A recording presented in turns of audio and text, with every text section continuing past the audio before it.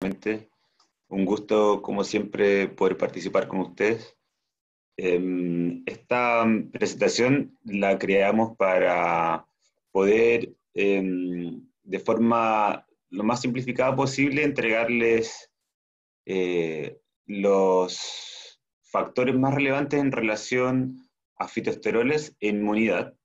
Y también voy a partir haciendo también un resumen de los resultados del último estudio que fue publicado hace muy poco tiempo del uso de fitoesteroles en personas con síndrome metabólico.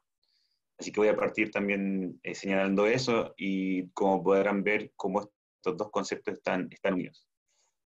Tenemos una hora y media. Mi presentación es relativamente sencilla para no entrar en cosas muy complejas, pero si tienen cualquier consulta, por favor, háganmela. Yo no sé si puedo ver los comentarios, creo que Sí, no. al final de la presentación, ahí van a hacer su consulta por chat, o también Frank nos puede ayudar para que habilite el micrófono para que puedan hablar también las personas si tienen alguna consulta. Perfecto, perfecto. Vayan escribiéndola en la medida que vayan surgiendo, así no se nos quedan en el tintero. Y si necesitan por alguna razón interrumpirme o hacer alguna pregunta entre medio, por favor háganlo también. Eh, Así también voy sabiendo qué tanto se va entendiendo en la medida que vamos avanzando, ¿vale? Mejor que me vayan haciendo las preguntas, si me quieren interrumpir, mejor para mí. Y bien, parto entonces, no lo entretengo con tanta introducción. Bien, como les comenté, vamos a partir conversando sobre síndrome metabólico. El síndrome metabólico es una condición que en Chile afecta al 40% de las personas, que es altísimo. Ahora Chile creo que está número 1 en obesidad y sobrepeso. Les voy a mencionar después cómo es que se diagnostica el síndrome metabólico, pero antes de eso, mencionarles por qué es relevante esto en relación a salud cardiovascular y también en relación al COVID. El síndrome metabólico está asociado con el doble de posibilidades de tener enfermedades cardiovasculares. Es decir, que una persona que no tiene enfermedad cardiovascular y se le diagnostica un síndrome metabólico, tiene el doble de probabilidad de generar una enfermedad cardiovascular en el mismo plazo que una persona normal. Y tiene 5 veces más probabilidad de generar diabetes que una persona normal. Es decir, que una predisposición muy acentuada hacia estas enfermedades crónicas, tanto enfermedad cardiovascular y diabetes. Pero también está asociado con una mayor tasa de mortalidad, por cualquier razón.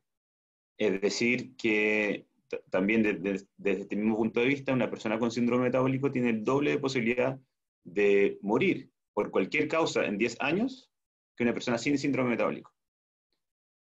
Es por esto que es tan relevante este síndrome y es realmente preocupante que sea eh, tan común bueno, la población chilena, la población norteamericana, y no tengo el dato en Bolivia, pero lo vamos a buscar para también hacérselo llegar. Si es que alguien lo sabe, me lo dice. Y genial. Bien, aquí los voy a enredar. Ah, sí puedo ver el chat. ¿O no? No, no puedo. Ya. Me van soplando. Hansel me va soplando. Les voy a enredar un poco con las definiciones, las distintas definiciones de síndrome metabólico que hacen distintas entidades. Entre ellas el panel de tratamiento de colesterol de los Estados Unidos, la ATP3, la Organización Mundial de la Salud y así también un par más. En Chile, por lo menos, los doctores se basan en las guías norteamericanas, en la ATP3. Y ellos definen el síndrome metabólico para una persona que tenga por lo menos 3 de los siguientes factores señalados acá en el listado. Ya sea que tengan triglicéridos en la sangre mayor a 150 miligramos por decilitro, que tengan un HDL menor a 40 en general, si bien aquí algunos también hacen la diferenciación entre 40 en hombres y menor a 50 en mujeres, una presión arterial elevada, una resistencia a la insulina, o normalmente también se habla de una glucosa mayor a 100 miligramos por decilitro, y un perímetro de cintura por sobre el promedio. También se habla de distintos criterios acá, pero por lo general se habla de más que 105 centímetros en los hombres y más de 110 en las mujeres. Y así también hay otros criterios, como lo son un índice de masa corporal elevado y también una microalbuminaria elevada, cosas que la ATP3 no incluye. Y también, como pueden ver, el criterio de la OMS es como ya con solamente 2 de estas criterios se diagnostica un síndrome metabólico. Y la ACE dice dependiendo del criterio clínico de cada doctor. Y así es como esto puede ser distinto entre doctor y doctor, pero por lo menos en Chile se basa en la ATP3. Elba Flores levantó la mano, si quisiera hacer una consulta. Sí, Elba, ¿tienes alguna consulta?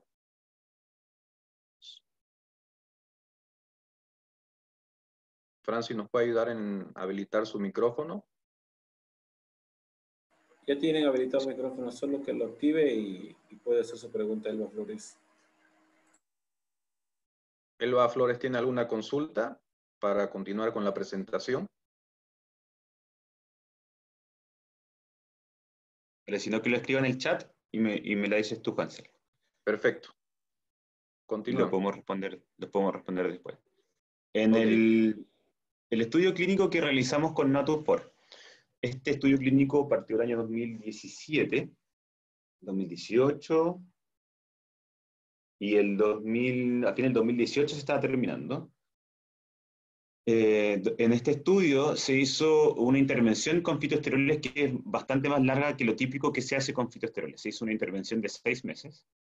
Esto se hizo en un grupo de personas donde todas las personas cumplían con el criterio de la ATP3, es decir, tenían más de 3 de estos criterios por sobre los límites recomendados. Algunos tenían 4 o incluso los 5 criterios, pero eran la minoría. La mayoría, como el 70% de los pacientes, tenían solo 3 de estos criterios. Y se intervino a un grupo de 102 personas con Natur4 y otro grupo de 100 personas se le dio un placebo. Se hizo por 6 meses, se hizo un seguimiento cada 2 meses hasta llegar a los 6 meses. Y los participantes en promedio tenían estas características dentro de estos mismos parámetros que estamos conversando. Tenían en promedio un perímetro de cintura de 100 centímetros, en promedio triglicéridos de 140 miligramos por decilitro, un HDL de 43, una presión de 82-120 y una glicemia en ayuno de 92. Si se fijan, están todos al borde o un poco mejor del criterio de corte. Es decir, que en general era una población que solo algunos se pasaban del parámetro y solo un poco, es decir, en personas relativamente sanas. No era un síndrome metabólico demasiado, demasiado marcado. ¿Vale? Gilberto también levantó la mano. A ver. Ya la bajó, creo que fue su... No, ya la bajó. Ya no está. Vale. Tú me interrumpes, Hansel, nomás y pregunto. Lo importante es que estas cosas queden claras. Perfecto. Bien. Con respecto a los resultados de este estudio, después de los 6 meses de tratamiento, principalmente acá muestro los resultados en relación a dislipidemia, que son los resultados más esperables dentro del estudio. Nosotros, si bien habíamos hecho previo a este estudio en modelos de ratones, habíamos visto mejoras en glicemia y también mejoras en inflamación. no fueron diferencias estadísticamente significativas en la población humana. Esto no quiere decir que no tenga efecto en algún número de personas, en términos de inflamación y en términos de, por lo menos los marcadores que medimos, y en términos de glucosa, pero no era estadísticamente significativo. Estos son los resultados más relevantes, y se observó algo que ya habíamos visto en el estudio clínico de Canadá, que es la reducción de colesterol no HDL. En este caso, en los pacientes de síndrome metabólico, se ve reflejado la reducción no de LDL, sino de VLDL. En general, ambos marcadores, tanto el LDL como el VLDL, se consideran como el colesterol malo, y de hecho se agrupan como no HDL. Esto es un marcador más relevante que solo el LDL. Se sabe, y en pacientes de síndrome metabólico, justamente porque su metabolismo de lipoproteínas está desviado, que la reducción en el consumo de drogas hipolipemiantes y en particular fitoesteroles, no se observa la reducción de LDL, sino que se observa la reducción de VLDL. Entonces esto es muy consistente con disculpen que me están... pero ya, no voy a tomar la llamada. Voy a silenciar de hecho el celular y así no me termino de desconcentrar más. Disculpen, ahora sí. Entonces, estos resultados son consistentes con el uso de hipolipemiantes en personas con síndrome metabólico. No voy a entrar en detalles por qué esto sucede, pero el objetivo se puede dar como cumplido, en el sentido de que el marcador de colesterol malo, en este caso agrupado como colesterol no HDL, se redujo en el tiempo de intervención. Ahora, la reducción no fue obtenida recién al mes 6, de hecho la reducción de tanto colesterol no HDL como triglicéridos se obtuvo después de un mes, tal cual como el estudio de Canadá. Y en general hablamos de una reducción entre un 10 y un 15% de colesterol no HDL y de triglicéridos, que es lo mismo que ocurre en Canadá. De esa forma, están los dos más bien alineados, ambos estudios, con los resultados que observamos. Algo que no medimos en Canadá y que de hecho sí tiene una diferencia a partir del tercer mes en adelante es el cambio en perímetro de cintura. Este tuvo un cambio de casi un 4% de cambio en el grupo de intervención, a diferencia de placebo. Y quise entregar la tabla que está acá abajo, que tiene un número extraño, para explicarla brevemente, para entender bien ese 4% qué significa. Aquí lo más relevante en esta tabla es la diferencia entre la última visita y la primera visita, es decir, el cambio que hubo durante los 6 meses de intervención, comparando fitoesteroles y placebo. Se puede ver que en promedio, para todo el grupo intervenido, hubo una baja de 4 centímetros, que corresponde con 4%, porque justamente el promedio de circunferencia de cintura era de 100 centímetros. Entonces, 4 centímetros de 4%, estamos hablando de la misma magnitud, del mismo número, pero es coincidencia. Entonces se observó una reducción de un 4% en promedio. ¿Ya? Lo recalco porque en el texto del estudio clínico aparece que se redujo hasta 4 centímetros, lo cual es puede llevar a una mala interpretación. En realidad fueron 4 centímetros en promedio, donde el límite inferior fue la baja de un centímetro y el límite superior de 7 centímetros. Y esto tiene una leve diferencia entre hombres y mujeres. Y esto es muy relevante, si bien para ambos sexos, pero creo que es más relevante aún para mujeres, que tuvo una baja adicional. Y aquí se puede ver que fue entre un 1% de la baja hasta un 8%, o 8 centímetros de perímetro de cintura, lo cual es bastante. Quería recalcar ese punto aquí. Hubo un par de manos levantadas, Hansel. No sé si hay preguntas en el chat. No, volvieron a bajar las manos. Ya, tal vez las suben y los bajan bueno, sí. Sí, no hay ninguna, todavía no hay ninguna mano levantada. Vale, vale. Por favor, avísenme si es que hay algo que no está quedando claro, si quisieran profundizar en alguna de estas cosas. Bien, y también como dato, el índice de masa corporal no cambió mucho, sí hay una tendencia a la baja, pero es un porcentaje menor. Sí, lo más relevante entonces del estudio a destacar es, primero, que se confirma la reducción de colesterol no HDL y triglicéridos en un mes de consumo, y algo que no se ha visto con otro tipo de fitoesteroles antes, menos en una población de síndrome metabólico, es la reducción del perímetro de cintura, que también es un marcador de síndrome metabólico, como así también es un muy buen marcador de riesgo cardiovascular y en general riesgo de enfermedad crónica, como lo es en general también el síndrome metabólico. Otro dato interesante que se observó en el estudio fue la mejora del hábito intestinal, también sobre todo en mujeres. Era algo que no se esperaba realmente, y también pasa a apoyar justamente en la experiencia de los clientes. Eh, y puede que no se convierta en algo solamente eh, como un dato X, sino que algo que realmente le sirva a muchas personas que tienen problemas justamente estéticos. Y bien, esto viene de una infografía que creo que ya se les hizo llegar, como resumen ya de lo que les venía comentando recién. Primer estudio en el mundo que muestra que 2 gramos de fitoesteroles en síndrome metabólico tiene estos efectos. Ahora nos movemos a inmunidad.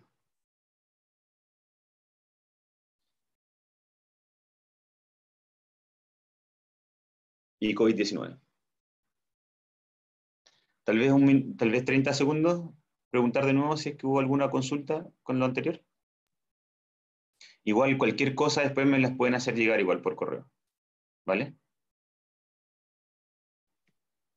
Ok, primero voy a definir el concepto de comorbilidad. La comorbilidad es cuando existe algún tipo de enfermedad o síndrome adicional a una condición basal. En este caso hablamos de comorbilidades sobre la generación del COVID-19, la enfermedad eh, generada por el SARS-CoV-2.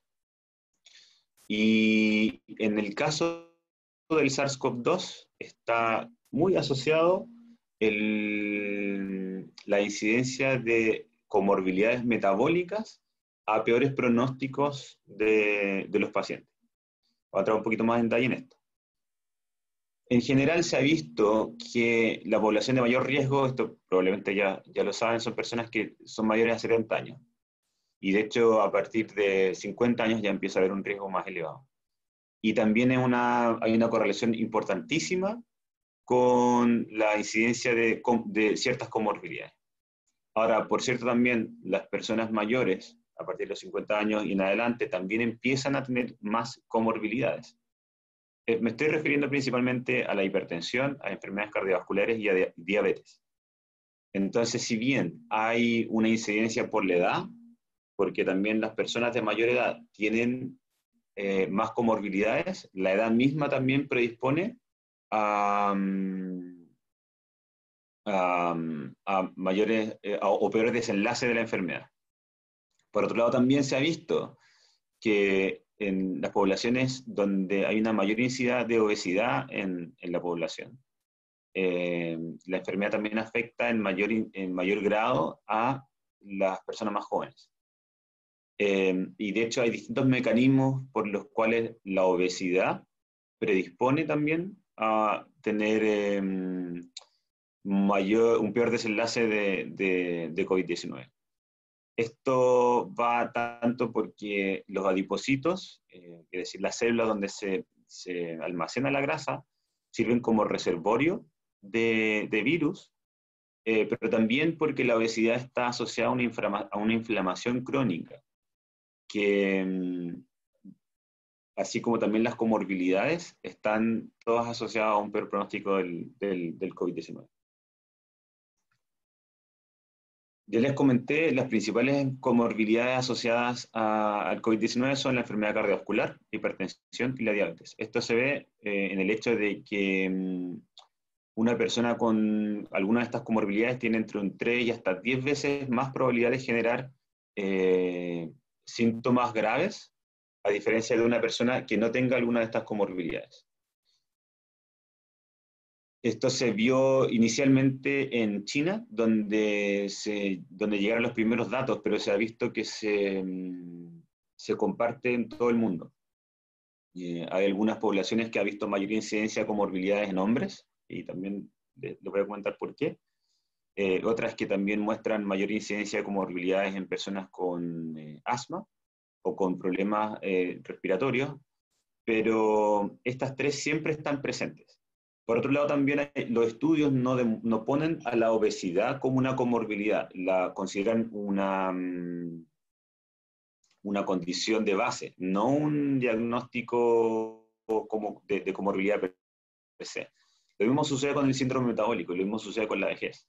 Lo que sucede es que todas estas condiciones, la obesidad, el síndrome metabólico y la vejez, están asociadas con un estado inflamatorio crónico de base. Entonces, el círculo que engloba todas estas condiciones es justamente la inflamación crónica. Es una inflamación de bajo grado que persiste en el tiempo y que no es resuelta.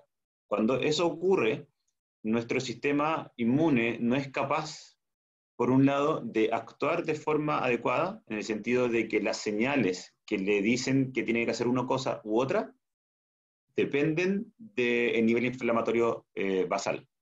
Y si siempre está con una especie de ruido de base, le cuesta tomar una mejor decisión. Y asimismo también una inflamación crónica de base va a predisponer, y esto se ha visto ya en muchísimos estudios, predispone a la generación de algunas de estas enfermedades que sí son las que se diagnostican y sí son las que se denominan las comorbilidades. La enfermedad cardiovascular, la hipertensión y la diabetes. Todas estas están relacionadas con un metabolismo de lípidos alterado, están relacionados con una peor capacidad o baja sensibilidad a la insulina, está relacionada con una menor cantidad de proliferación de células inmunes del sistema nativo, y están todas relacionadas a una incapacidad del sistema también de poder resolver inflamaciones de bajo grado. Si miramos un poquito más allá, la enfermedad cardiovascular en sí es una enfermedad inflamatoria. En las arterias no se estaría pegando la placa de colesterol si no hubiese inflamación. Asimismo, también la diabetes genera una instancia de inflamación crónica al tener que ingresar glucosa a las células de forma también crónica y sin descanso, por decirlo así, por un nivel de glucosa más elevado en la sangre. Y es así como, por ejemplo, las personas que tienen alergias o enfermedades autoinmunes tienen una inflamación de base que les predispone a la obesidad, al síndrome metabólico. Se sabe que también estas tres condiciones aceleran los procesos de senescencia celular y de vejez. Así también se sabe que la vejez predispone a la obesidad y al síndrome metabólico. Y todas estas predisponen a las comorbilidades, como también las comorbilidades predisponen a las otras condiciones. Es decir, que están todas relacionadas, todas generan ciclos viciosos y están todas relacionadas con la inflamación.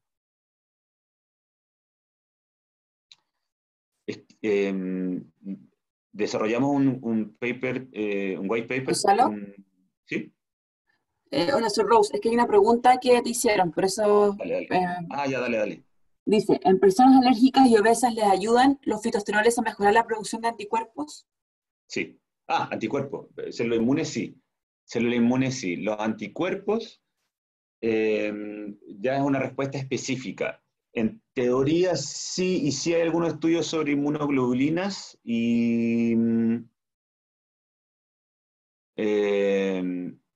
sí, se ha visto en algunos estudios, pero no quiero ser Pero no en todos los casos, y no necesariamente eso también va a implicar una mejor producción de anticuerpos para el COVID. En realidad por eso estoy siendo cauto acá. Y lo voy a explicar bien en un par de minutos cuando vaya a la parte de cómo es el mecanismo de los fitoesteroles en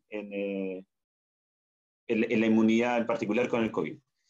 En pacientes con asma se ha visto que sí mejora la resolución de la inflamación, pero no necesariamente a través de anticuerpos, sino a través de otro tipo de células inmunes que se llaman las T reguladoras.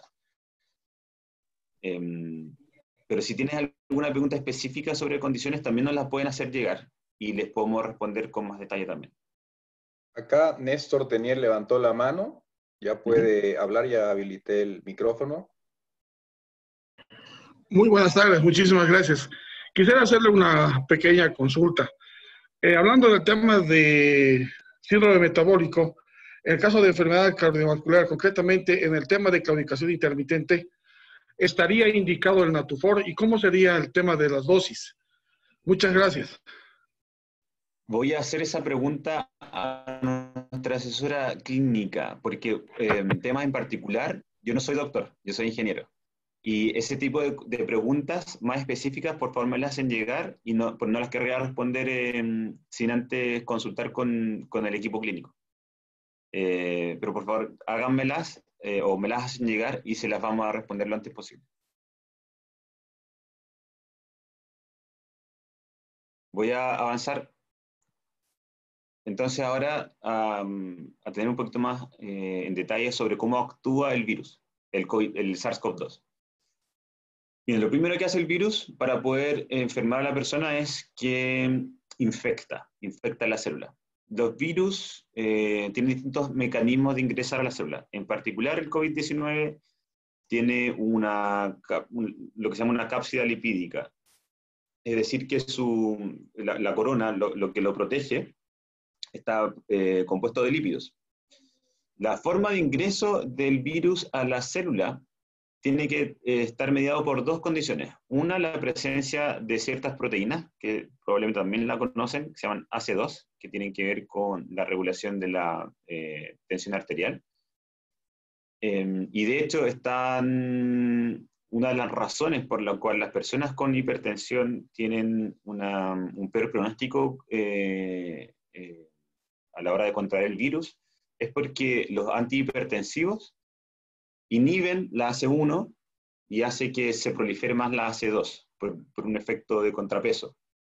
Y es justamente esa la enzima que entonces va a estar más expresada en personas que toman antihipertensivos y también se expresa más en hombres. Y por lo mismo también hay una tendencia de una mayor infectividad en hombres.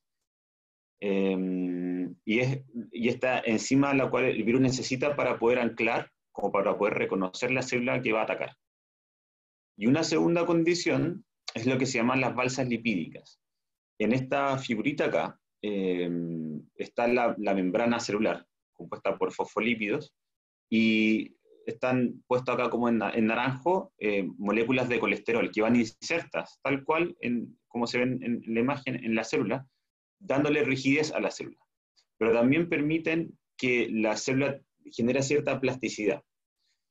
Entonces, en estas balsas lipídicas, donde hay una alta concentración de colesterol y otras enzimas, entre las cuales también se encuentran las AC2, son las que necesita el virus para poder hacer ingreso a la célula. Lo que ocurre, y esta es una gráfica que está en la infografía de inmunidad, lo que ocurre es que si nos imaginamos mirando las células desde arriba y si viéramos la superficie celular, tenemos estos discos rojos, son concentración de colesterol. Cuando hay una alta concentración de colesterol en la membrana, que es necesario para funcionar, pero cuando es mucho más fácil también para los virus ingresar a la célula. Ocurre este acoplamiento de las enzimas AC2, el virus funde su cápsida lipídica con la membrana celular y así es como entra a la célula.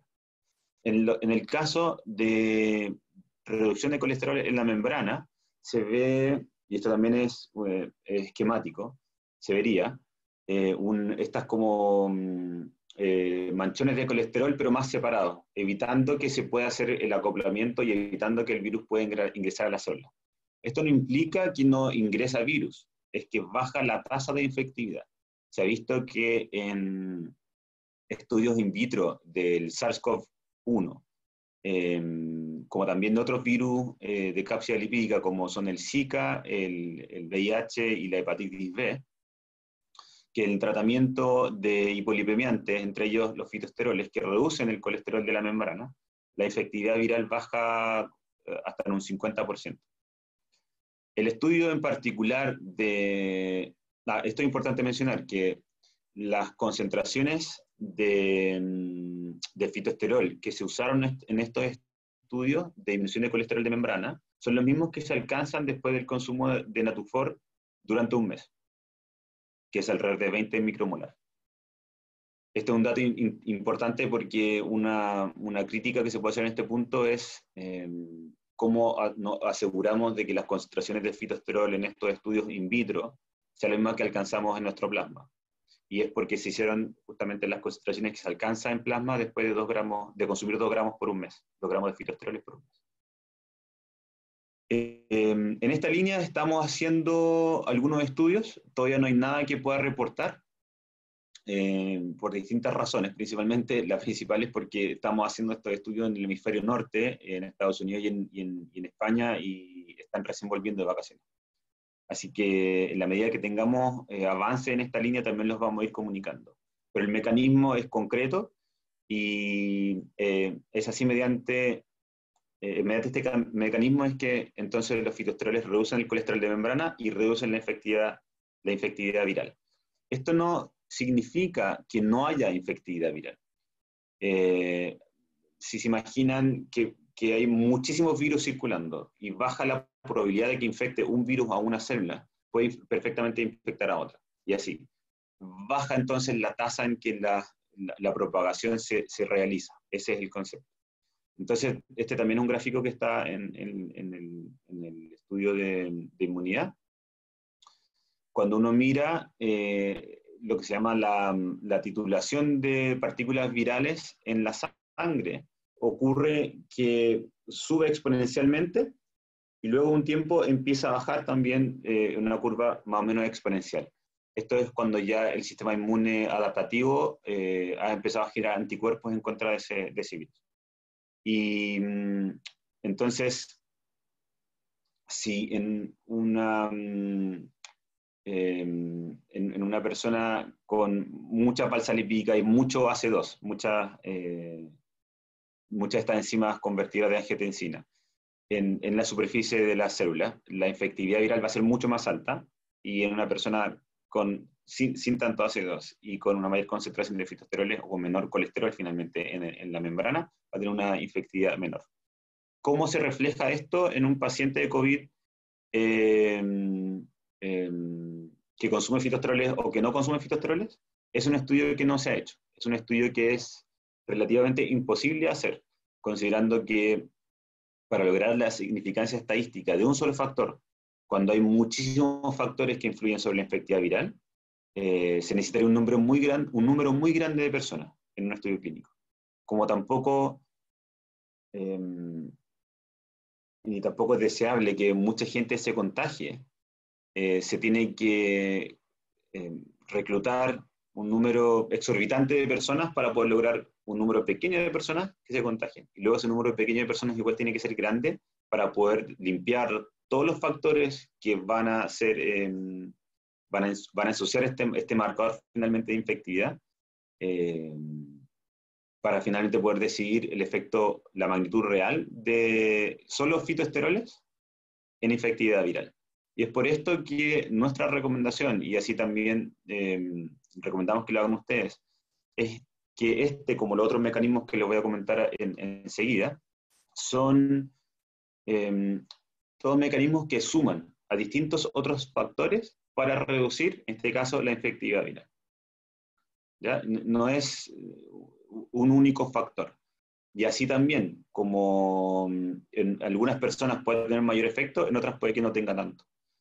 ¿Cómo es esto, o cómo se traduce esto en una magnitud? Es algo imposible de saber. pero hoy día, de las pocas herramientas que nos podemos hacer para ya sea prevenir contagio o tener una mayor probabilidad de no generar síntomas graves,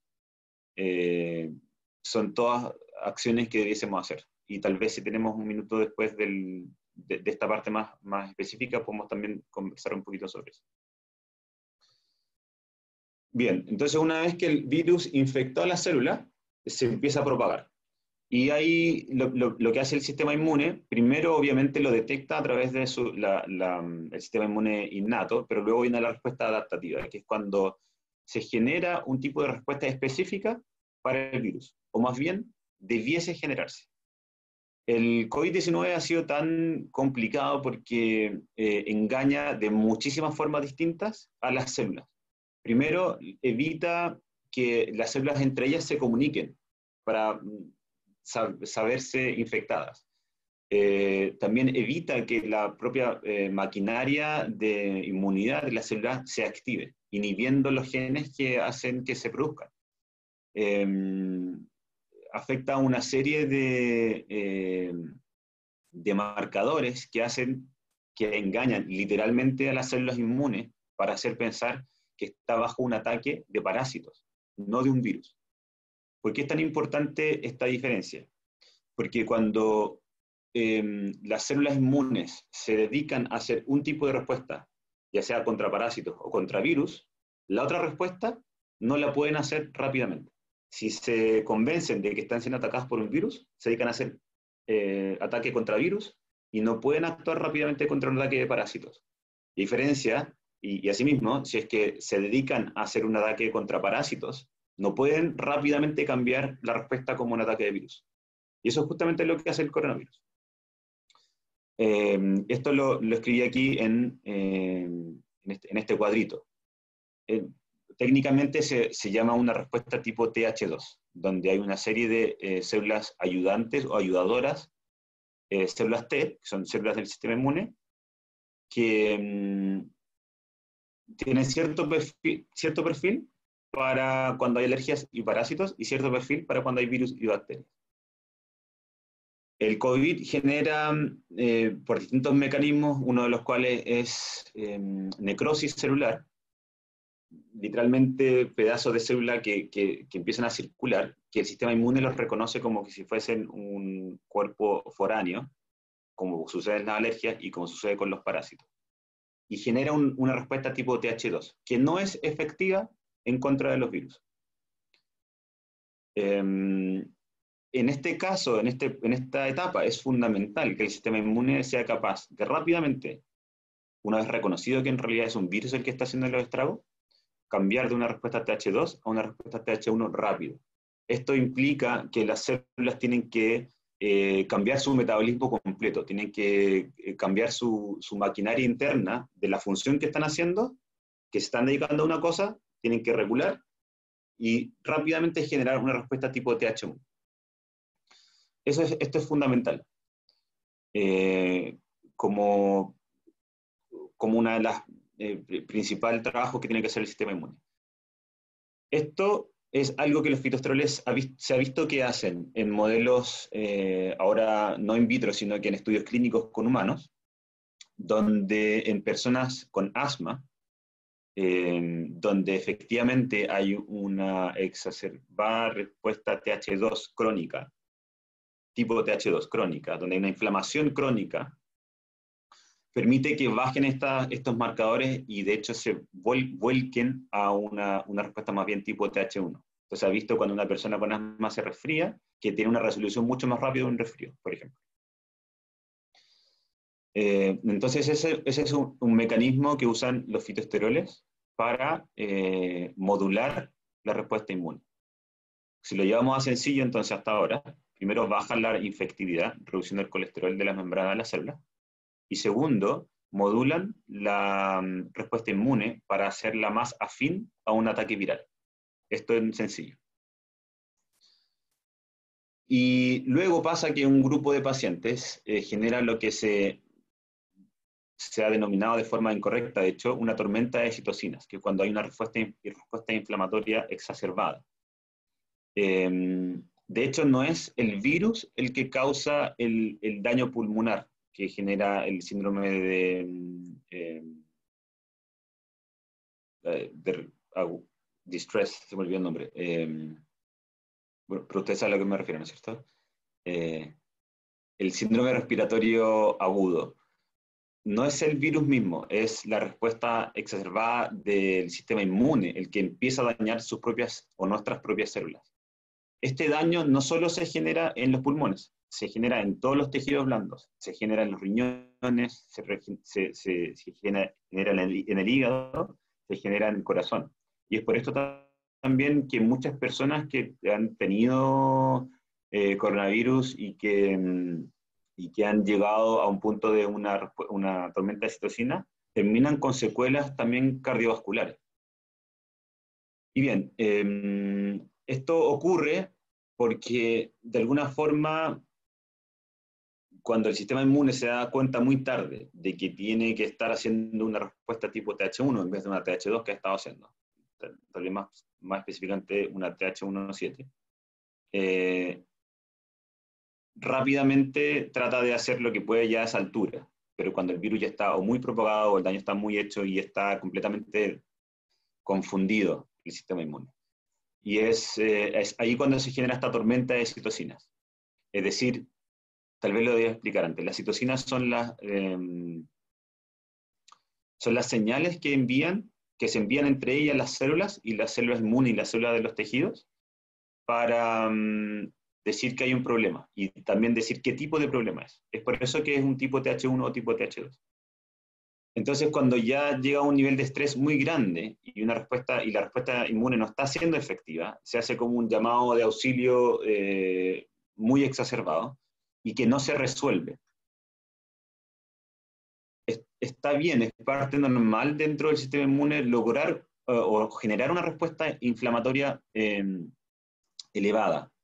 Es lo que permite que el sistema inmune entre como en un overdrive, en un sobretrabajo, y de esa forma se puede eliminar la amenaza. En este caso, ocurre justamente que con las personas que tienen comorbilidades, la respuesta inflamatoria no se regula y no baja. No baja cuando ya debiese bajar, es decir, que cuando ya se hizo su trabajo, debiese bajar rápidamente, y no lo hace. Y no lo hace por la misma razón de que las células inmunes no pueden cambiar rápidamente de un trabajo a otro. Esta etapa de resolución de la inflamación lo realizan células que se llaman T reguladoras, y que también se ha visto que los fitoesteroles permite que haya una más proliferación y una mayor actividad de estas células. También bajo distintos modelos se ha visto esto.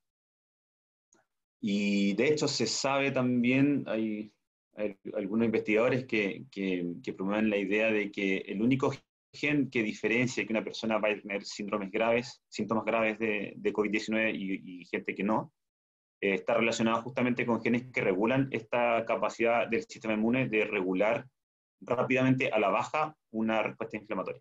Es decir, que se desinflame rápido el sistema. ¿Alguna pregunta en esta parte? Sigo, tal vez aquí Gonzalo. Sí, Rosita. Dime tú si estáis hablando claro o no. Sí, estoy hablando claro, pero me gustaría, acá Omar, una pregunta. Los fitoesteroles actuarían como antivirales y me gustaría que hiciera ahí el disclaimer de que en realidad hay que tener cuidado con lo que se diga porque no vaya la gente a confundirse de que los fitoesteroles son los antivirales, que no es así, sino que como para poder, que eso estamos haciendo nosotros en Chile, como recalcando eso. En la definición de antiviral es un compuesto que baja la efectividad viral. En ese sentido sí es un antiviral. Por las razones que comenté antes y el mecanismo también explicado en relación a balsa lipídica. Eso no significa que es el antiviral. Y tampoco que sea antiviral contra COVID-19. Hoy día solo podemos compartir datos anecdóticos, pero no es... no es... Lo mejor que pueden hacer es imaginarse esto como mejorando en un 5% en ciertos factores, o incluso hasta un 30% en ciertos factores. pero los factores o las etapas que llevan desde la progresión, desde la infección hasta ciertos tipos de síntomas son varios. Y por lo mismo, como dice Rose, lo que estamos nosotros recalcando frecuentemente, a pesar de que están estos mecanismos descritos y que hay investigación clínica en relación y demostrada en relación a estos mecanismos, no podemos decir que con Natufor estamos evitando contagiarnos ni evitando la progresión de síntomas graves del COVID. Pero que todos los mecanismos apuntan a que habría un apoyo a nuestro sistema inmune a estar mejor preparado, como así también lo son otros factores. Gonzalo, Carlos Jordán levantó su mano. Sí, buenas noches a todos. En realidad sí, un poco para aportar, ¿no? No solamente se trata de lo que ustedes nos habían mencionado, algo muy importante que es necesario comunicarlo, es que el virus COVID-19 o SARS-CoV-2, como también se lo llama, y es la manera más adecuada de llamarlo, necesita de grasa para poder subsistir, ya que la cápside que forma la capa del virus es impedida por la toma de Natufor. Entonces, al no haber la cápside, no hay posibilidad de replicación del virus. Yo creo que particularmente esto es algo muy positivo que debemos enfocar. Como segunda aportación, todos los agentes que son inhibidores de la HGMO reductasa se los puede dar por un lapso de máximo 3 meses. Entonces, Natufor, al ser natural, lo podemos utilizar por mucho más tiempo. Eso es lo que quería aportar. Muchas gracias. Muchas gracias, Carlos, ¿verdad? Sí, así es, Carlos.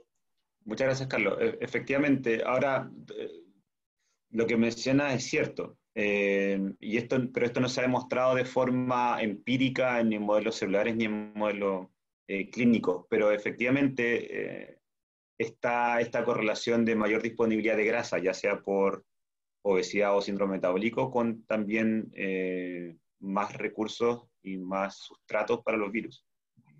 Existe un estudio, por si acaso ya confirmado, un estudio israelí que está en los medios, y es por eso que muchos galenos acá en Bolivia han empezado a dar el fenofibrato durante 30 días. Entonces nosotros tenemos una gran ventaja porque nosotros podemos dar sin ningún problema 90 días Natufor.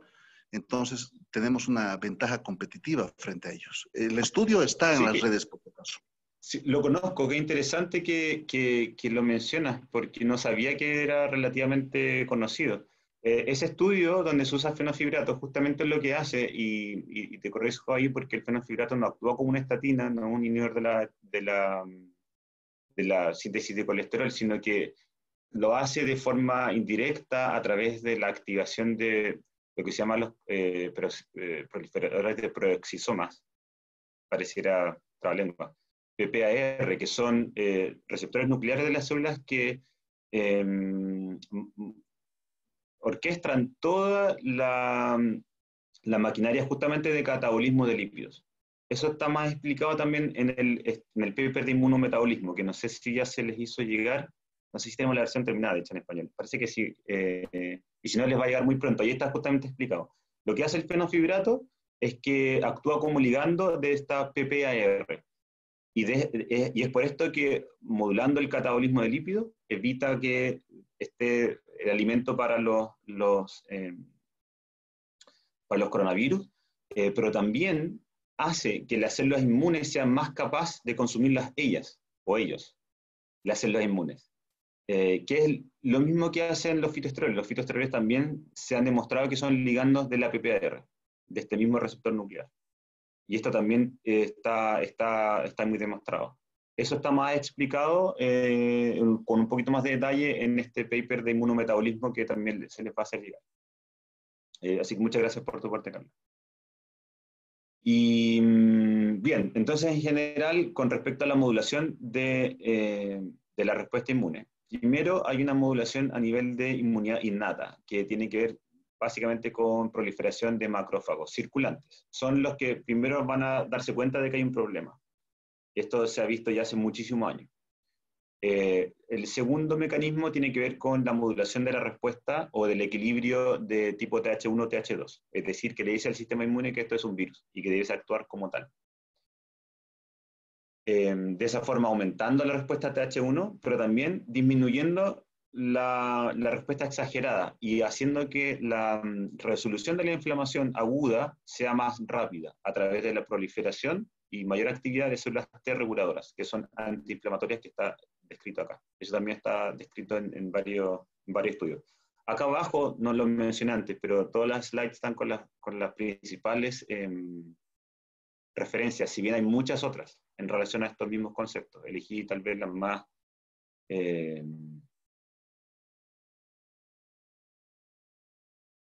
no las más completas, a veces las primeras, cuando la primera vez que se vio, así, si necesitan más detalle también están en los white papers tanto de inmunidad como de inmunometabolismo. Entonces, como resumen, les dejo este slide, cosas que ya mencioné, pero se las repito también si tienen que llevarse algo para rápidamente entregar esta información, es el hecho de que el consumo de 2 gramos de fitoesteroles al día permite alcanzar los niveles plasmáticos que se ha visto que reducen la efectividad de virus con envoltura lipídica, como lo es el SARS-CoV-2. Esto se hizo con el SARS-CoV-1, en SARS-CoV-2 aún no se ha publicado. Por otro lado, también tienden a aumentar la proliferación de células inmunes del sistema innato, que son la primera línea de defensa que les comentaba acá, en esta etapa aquí, que yo diría que es el efecto menos directo que tiene sobre el SARS-CoV-2.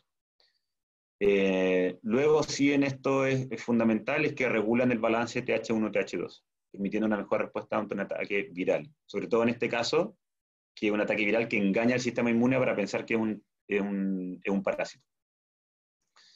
Y por último, es que genera este sistema de resolución de inflamación a través de respuesta antiinflamatoria, permitiendo una mejor actividad de las células T reguladoras.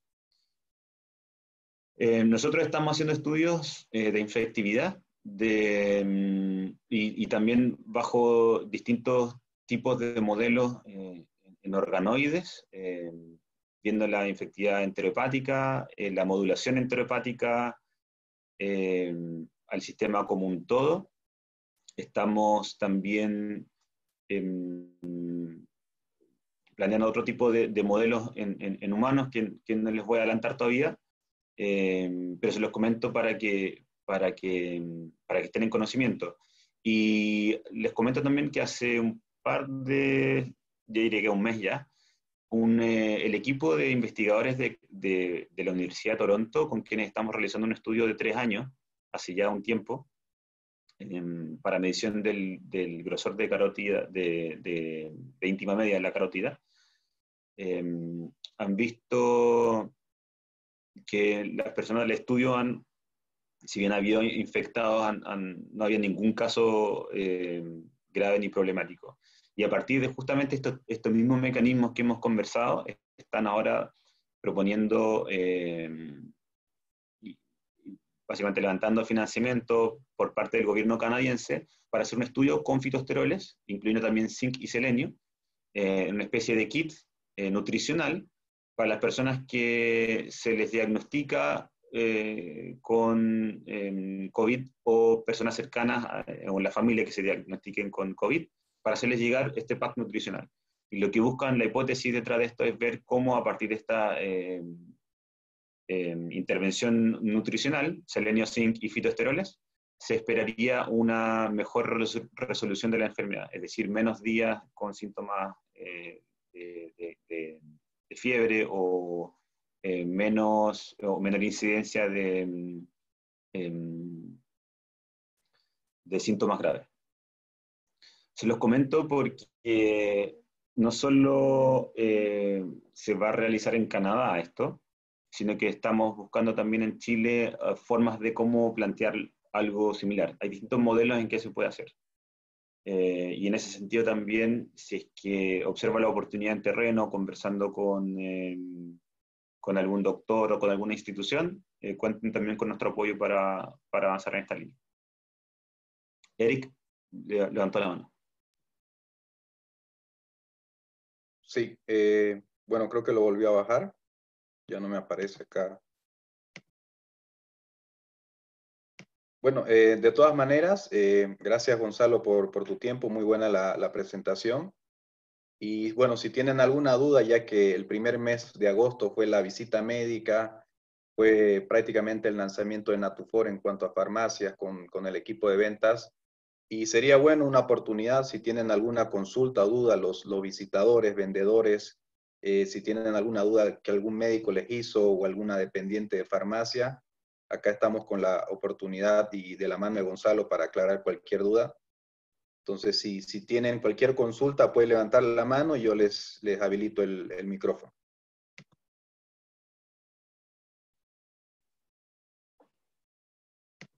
Alejandra Rodríguez, muy buenas noches. Hola, buenas Hola, noches. Alejandra. Una consulta. ¿Qué papel juega con la microbiota intestinal? ¿Cuál es la función que ejercen los fitoesteroles? Esa es mi pregunta. Gracias, Alejandra. Yo me hago la misma pregunta.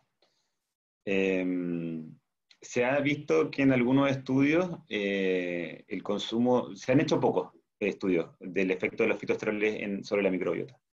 En algunos se ha visto que aumenta la población de firmicutes en vez de bacteroides en el corto, pero en intervenciones muy cortas, de 2 o 3 días, lo cual no es significativo en realidad para el efecto que uno querría ver. Y se ha visto que en el largo plazo la población de un tipo de microorganismo u otro no cambia mucho.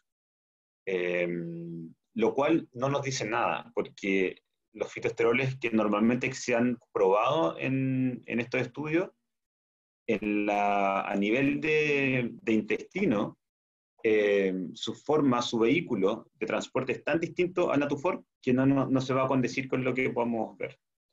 Sí se sabe que la proliferación de bacterias gram negativas, que son en el fondo lo que generan la disbiosis, las bacterias malas, por decirlo así, del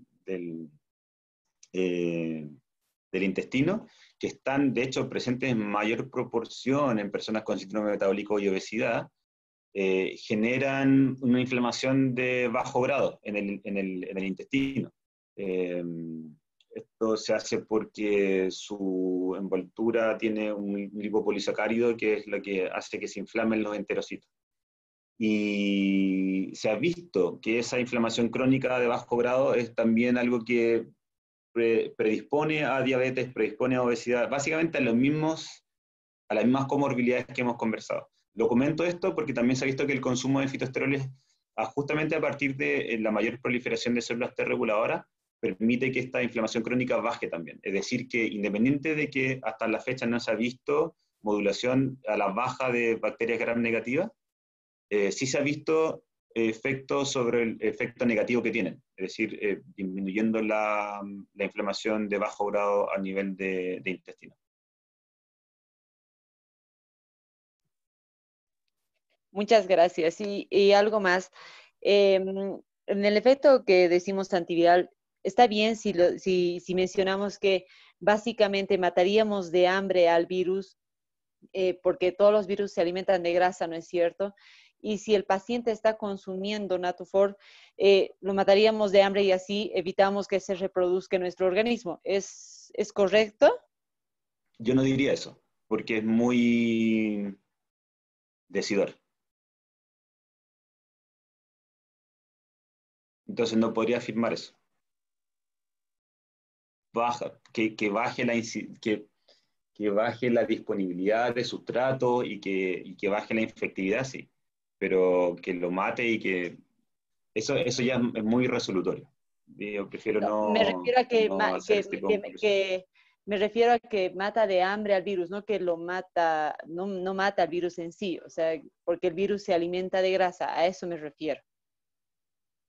Voy a ser muy político en este aspecto y voy a insistir en mi frase de que reduce el sustrato disponible. Está bien, gracias.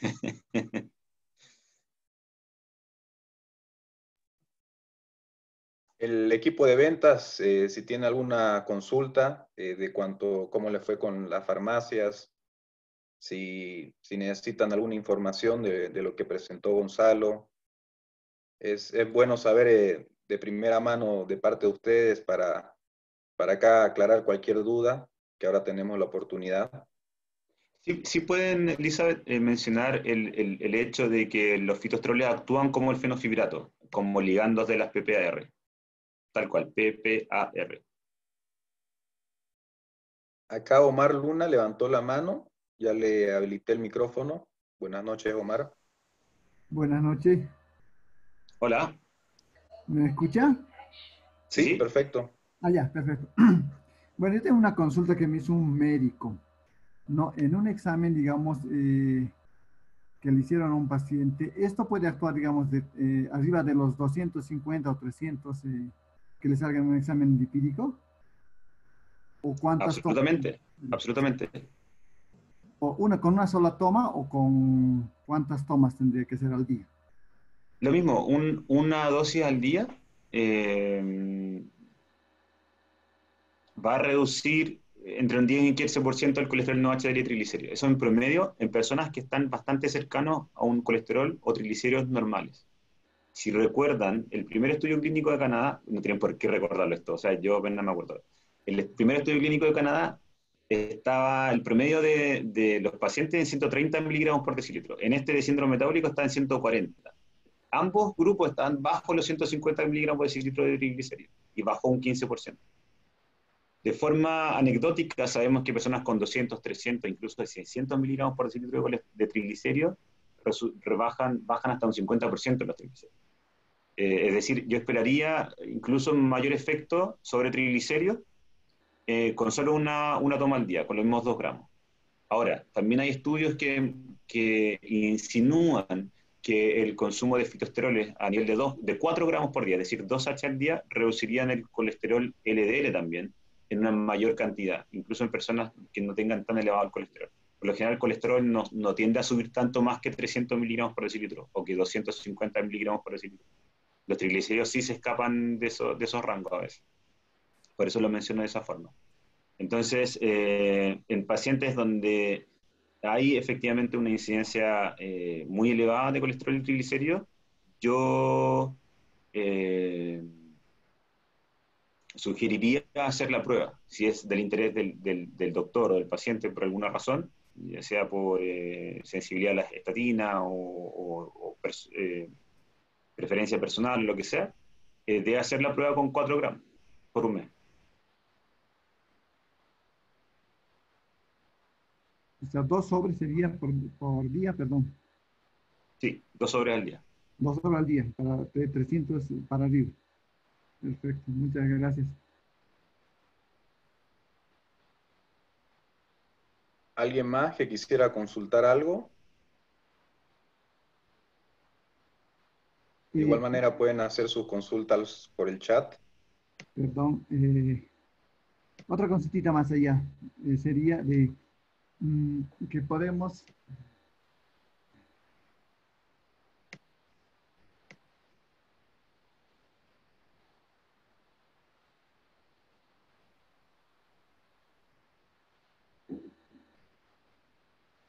¿Sí?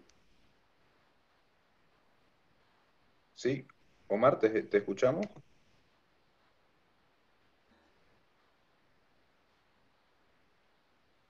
Bueno, parece que se le cortó el internet. Bueno, creo que ya no hay más consultas y dudas. Agradecerte, Gonzalo, por tu tiempo, por todas las presentaciones y los estudios últimos que tenemos con Natufor, y de igual manera a todo el equipo de SAE, que nos dieron igual parte de su tiempo para tener mejor entendimiento de lo que es Natufor y todos los nuevos estudios. De acá en adelante igual van a haber muchos estudios, como tú lo dijiste, entonces vamos a estar en constantes capacitaciones con el producto, y para cualquier consulta o duda, no duden en escribirme. Igual lo voy a hacer saber a Gonzalo para tener la respuesta correcta.